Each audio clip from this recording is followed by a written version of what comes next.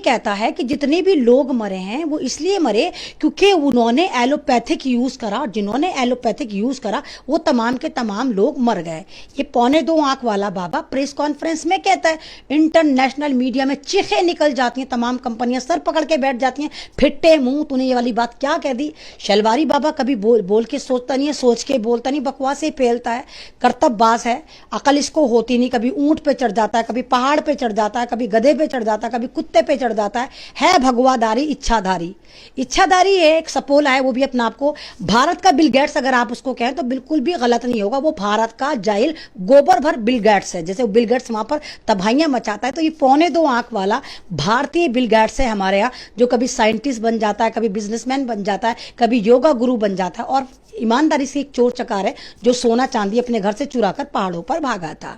तो जब ये आप बीजेपी की छवि सही करने के लिए क्या नाम है, एलोपैथिक को मुंह भर भर के कोसता है, कहता है कि तमाम मौतें जो हुई हैं वो एलोपैथिक की दवा खाने से हुई हैं, तो एलोपैथिक का तो बड़ा नुकसान होना था। तमाम डॉक्टर अलर्ट हो जाते हैं और वो इसके खिलाफ एजेंडा चलाते हैं। अब मोदी जी कभी काम तो सोच के करते नहीं, बीजेपी ने कुछ भी काम सोच कर तो करा नहीं, आनन फानन कर देती। अब इनका दिमाग खराब होता है, अब हम क्या करें।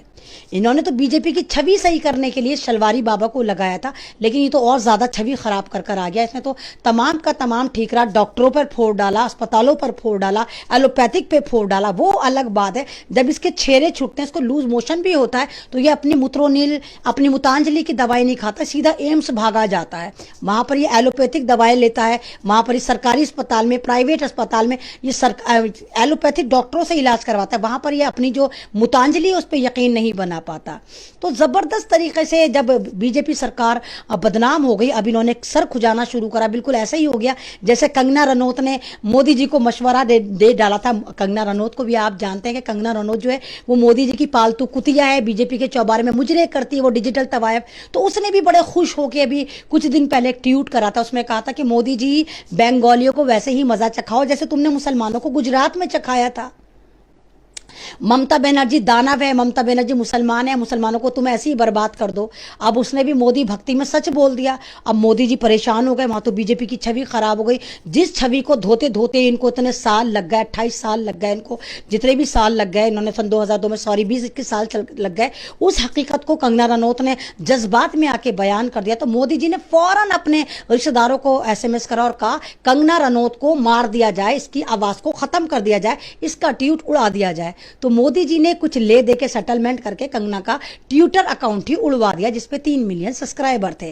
पहली गलती कंगना ने करी, दूसरी गलती शलवारी बाबा और 1.25 आंख वाले बाबा ने कर दी। इसने भी, ये भी फ्लो में ऐसा बह गया, ये भी मोती भक्ति में ऐसा बह गया कि ये ऊल झलूल अज्ञानी बाबा जो है, बलात्कारी बाबा, ये भूल गया कि भौंक क्या रहा है। बोलता है एलोपैथिक खराब है, बोलता है अस्पताल खराब है, बोलता है आपको ऐसे इलाज कराने नहीं चाहिए, आपको नहीं जाना चाहिए, एलोपैथिक से आप मर गए। अब छवि सही करने चला था बीजेपी की, करा क्या इसने, और छवि खराब कर दी। अब बीजेपी के हाथों से तोते उड़ गए। अब इन्होंने कहा कि नहीं शलवारी बाबा, हम तेरी प्रॉपर्टी जब्त कर लेंगे, हम ये कर लेंगे, हम वो कर लेंगे, लेकिन करेंगे कुछ नहीं, आपको बेवकूफ बना रहे हैं। ये सारे चोर चोर मुसेरे भाई हैं। इस हम्माम में सारे के सारे नंगे हैं, और हम्माम का नाम है बीजेपी प्लस RSS। तो ये जो हम्माम है इसमें तमाम के तमाम नंगे हैं। अब मोदी जी ने कहा कमान मैं संभालता हूं, आखिरी छक्का मैं मारता हूं। तो मोदी जी अपने घड़ियाले आंसू लेकर आए, जो आंसू किसी को नजर भी नहीं आए। बड़े लोगों ने टेलीस्कोप लगा लगा कर देखे, आंखों में झागा, लोग तो आंखों में सीढ़ियां लगा लगा कर खड़े हो गए कि मोदी जी का एक सिंगल ड्रॉप भी वो ढूंढ पाए। सब ने लगाया, जूमर लगाया, सब तरह से देखा, लेकिन किसी को मोदी जी की आंख में आंसू नजर नहीं आया। तो मोदी जी ने आवाज बदली और बदल कर कहा कि मुझे बड़ा अफसोस है, इस तरह हो गया, हम साथ हैं, दुख की आपदा में हमें मिलकर काम करना चाहिए। क्योंकि मोदी जी को लगा कि तुरुप का इक्का फेंक देता हूं, हो सकता है सारे भक्त मेरे पास आ जाए। और जबरदस्त कमाल की बेइज्जती हुई इनकी। बेशक इनका जो मोदी मैनेजमेंट है वो पूरे दिन यही चलाता रहा, मोदी जी की आंखों में आंसू, मोदी जी तड़प रहे। क्यों मोदी जी?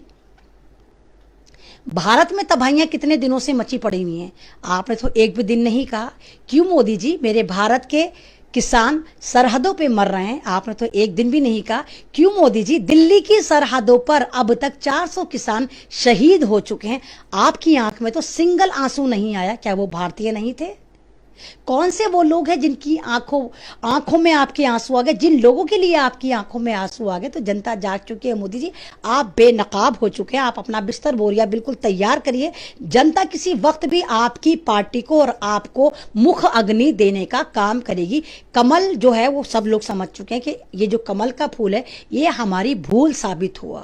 अब ये मोदी जी परेशान है, इनका तो एजेंडा एक ही होता है कि जब ये परेशान हो जाते हैं तो पूरे भारत में तबाहियां मचानी शुरू कर देते हैं। तो इनको कुछ समझ में नहीं आता, क्योंकि बीजेपी का जो एजेंडा है वो तीर त्रिशूल तलवार मंदिर मस्जिद पर डिपेंड है। तो अब इन्होंने लोगों का दिमाग डाइवर्ट करने के लिए सोचा क्या करें। सबसे आसान इनको कठमुल्ले लगते हैं, क्योंकि हमें कठमुल्ले ही कहते हैं। तो इनको सबसे आसान कठमुल्ले लगता है। तो इन्होंने एक मॉडल दिया, जैसे इन्होंने गुजरात मॉडल दिया था, और इनकी पालतू कुतिया कंगना ने खुद कहा कि मोदी जी जैसे तुमने गुजरात में मुसलमानों को मारा था सेम ऐसे ही बंगाल में जाके मुसलमानों को मारो। तो ये मॉडल देते हैं, मॉडल देने के बाद फिर इनकी स्टेट जहां जहां इनकी सरकार होती है वहां इसको एप्लीकेबल करते हैं। पहले गुजरात दंगे हुए, फिर इनके जो चाटुकार दिल्ली के चीफ मिनिस्टर हैं, जो आरएसएस के एजेंट हैं, इल्यूमिनाटी ग्रुप के सबसे बड़े फॉलोअर हैं, मानने वाले। केजरीवाल ने भी दिल्ली दंगे करके मोदी जी को कहा कि तुमने जो गुजरात बनाया था मैं उससे बड़ा मॉडल दिल्ली दंगे बनाऊंगा। तो अब मोदी जी ने सोचा कि अब दंगे तो हम करा नहीं सकते, लोग चिताओं पर पड़े हुए हैं, मर रहे हैं, हॉस्पिटल में पड़े, तो हम क्या करें। अब इन्होंने कहा कि नया एजेंडा लेके आओ, मॉब लिंचिंग को फिर दोबारा फैशन में लेकर आ जाओ। क्योंकि मॉब लिंचिंग के फाउंडर कौन है? मॉब लिंचिंग की फाउंडर बीजेपी है, और सन 2014 के बाद से लगातार भारत में मॉब लिंचिंग का सिलसिला चल रहा है। तो अब इन्होंने उस कड़ी के लिए सबसे मजबूत जगह का मुसलमानों के गढ़ का इंतखाब करा, और उस मुसलमानों के गढ़ का नाम है हरियाणा में मेवात, खलील खेड़ापुर में चुना। और जिस बंदे का इन्होंने एक तरह से मॉब लिंचिंग करवाई, 45 गुंडों द्वारा प्री प्लान मॉब लिंचिंग करवाई, वो बहुत ज्यादा पावरफुल ताकतवर लड़का था जिसका नाम था आसिफ। आसिफ की मॉब लिंचिंग करवाने के बाद हाहाकार मच गई। इनको तो डराना था, तो इनको था हम डर पैदा करें। और वो जो मॉब लिंचिंग के लिए जो इस्तेमाल करे गए वो गुज्जरों को इन्होंने थोड़े थोड़े पैसे बचाए, और वो ईमान फरोज जाकर उस मेवात के शेर को जाकर कत्ल कर आ गए। चाकुओं से मारा, गोलियों से मारा, बर्फ तोड़ने वाले सुंबों से गोदा। और उसके बाद आप यकीन करिए इन 10 दिन में अब तक कम से कम 10-15 मॉब लिंचिंग हाईलाइट हो चुकी हैं। पूरे भारत में ये ट्रेंड चल गया। मुरादाबाद में इन्हीं आरएसएस के झुंड ने, इन्हीं भगवादारियों ने एक मुसलमान लड़के की दोनों टांगे काट दी। कुछ नहीं, आराम से फिर रहे हैं ये पागल सांड की तरह। और अभी आप देखिए 2 दिन पहले उन्नाव में 16-17 साल के फैजल इस्लाम नाम था, जो सब्जी बेच रहा था। पुलिस वाले आते हैं, इंडिकेट करते हैं, सबका नाम पूछते हैं, और जब उनको पता चलता है ओए होए ये मुस्लिम नेम है, फैसल इस्लाम बता रहा है, उसको कुत्ते की तरह घसीटते हुए लाते हैं और जानवर की तरह उसको मार देते हैं, और उसकी लाश को अस्पताल छोड़ के फरार हो जाते हैं।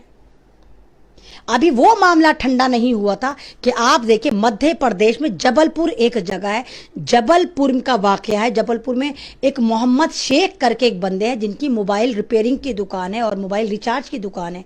जाहिर सी बात है, पेंडेमिक है, मोबाइल लोगों की नीड होता है, मोबाइल लोगों की ज़रूरत होता है। तो उनके पास बहुत सारे मोबाइल सही होने आए थे। तो उन्होंने जब उनके पास लगातार कॉल्स आने लगी हमारे मोबाइल दो, तो वो अपनी दुकान जाकर खोलते हैं, आधा शटर खोल के वो उन मोबाइलों को निकालने की कोशिश करते हैं ताकि सही कर देते। तभी वहां से एक लड़की गुजरती है, वो देखती है कि दुकान खुली हुई है, वो झांक कर पूछती है कि भाई मेरा रिचार्ज कर दो। तो वो मना करते हैं कि नहीं भाई दुकान बंद है, मैं रिचार्ज नहीं कर सकता। तो वो बहुत ज्यादा खुशामद करती है कि मेरे पास रिचार्ज नहीं है, मुझे इधर कॉल करनी है, उधर कॉल करनी है, प्लीज मेरा मोबाइल रिचार्ज कर दीजिए।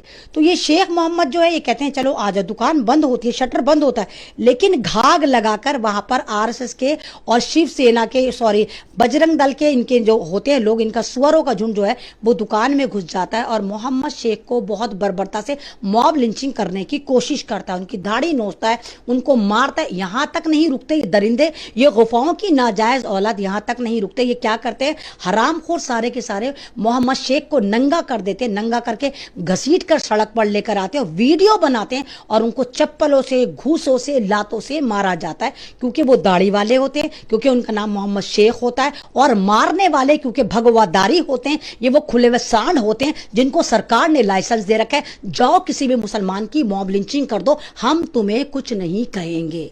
अगर आप चाहते हैं गरीब हर वंचित इंसान की आवाज आप तक पहुंचे तो हमारे चैनल को सब्सक्राइब करें और बेल आइकन का बटन दबाना ना भूलें। देखते रहिए बहुजन न्यूज।